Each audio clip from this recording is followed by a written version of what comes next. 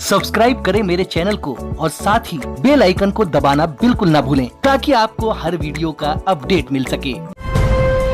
Live TV, सच सबसे आगे। मोदी को अब तक का सबसे बड़ा झटका। विदेश में हुई मोदी की किरकिरी। विदेशी अखबार ने की कड़ी आलोचना। अखबार ने मोदी को बताया नाकाम पीएम।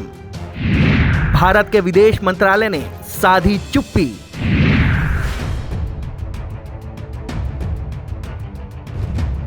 देश के सबसे काबिल, सबसे होनहार, सबसे सक्षम, सबसे ईमानदार, सबसे तेज तर्रार और सबसे साफ छवि वाले हमारे देश के प्रधानमंत्री श्री नरेंद्र दामोदर दास मोदी कुछ ऐसा ही कहते हैं। नमो नमो का जाप और उनकी पूजा करने वाले महाअनभक्त। 2014 के बाद से लेकर अब तक इस फकीर ने अपने उड़न खटोले से 84 देशों की सैर की है। इस दौरान श्री नरेंद्र दामोदर दास मोदी ने देश के खजाने से तकरीबन 1484 करोड़ रुपए फूंक डाले।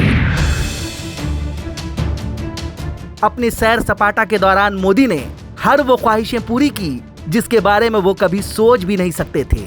नगाड़ा बजाया, ढोल ताशा बजाया। शायद यही देखकर भक्त कहते हैं कि मोदी ने विदेश में भारत का डंका बजा दिया। उधर मोदी ने विदेश में ढोल बजाया और इधर मोदी भक्तों ने यह कहकर ताली बजाई कि मोदी ने विदेश में भारत का मान सम्मान बढ़ाया और भारत का नाम ऊंचा कर दिया।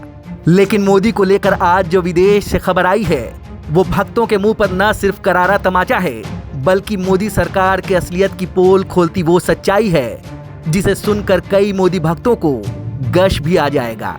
जी हाँ, विदेशी अखबार ने मोदी सरकार की नाकामियों का ऐसा पिटारा खोला है जिसे बताने के लिए भारतीय मीडिया के पास 56 इंच का नहीं बल्कि 86 इंच का कलेजा होना चाहिए।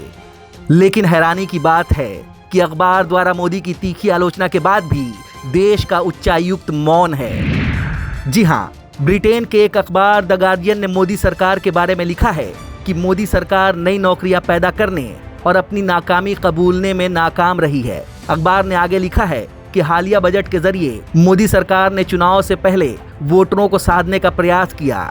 लेख में आगे दावा किया गया है कि मोदी काल में सांप्रदायिक हिंसा की घटनाओं में तकरीबन 28% की बढ़ोतरी हुई है जिसमें मुसलमानों की लिंचिंग भी शामिल है। टेलीग्राफ की रिपोर्ट में ब्रिटिश अखबार के लेख का हवाला देते हुए कहा गया है कि पीएम मोदी ने अपने कार्यकाल में एक भी प्रेस कॉन्फ्रेंस नहीं की।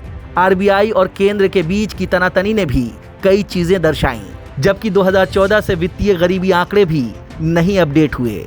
ये सारी चीजें संकेत देती हैं कि लोकसभा चुनाव अभियान में वो अपना आर्थिक रिकॉर्ड लेकर उतरेंगे।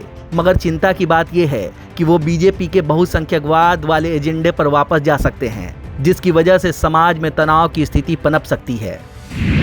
अखबार में यह भी कहा गया है कि 2014 में मोदी के चुनाव प्रचार के दौरान किए गए वादों में 2 करोड़ या हर महीने 16,40,000 नौकरियां पैदा करने वाली बात सबसे अधिक याद आती है। पर असल में उनकी सरकार इतनी नौकरियां नहीं दे सकी। यहां तक कि मोदी सरकार ने अच्छी गुणवत्ता वाली शिक्षा मुहैया कराने के लिए भी कुछ नहीं कर सकी। लेकिन हैरान करने वाली बात यह है कि एक विदेशी अखबार द्वारा मोदी के बारे में इतना सब कुछ बोलने के बाद भी भारत का उच्चायुक्त मौन है। दरअसल इससे पहले ऐसा कभी नहीं हुआ।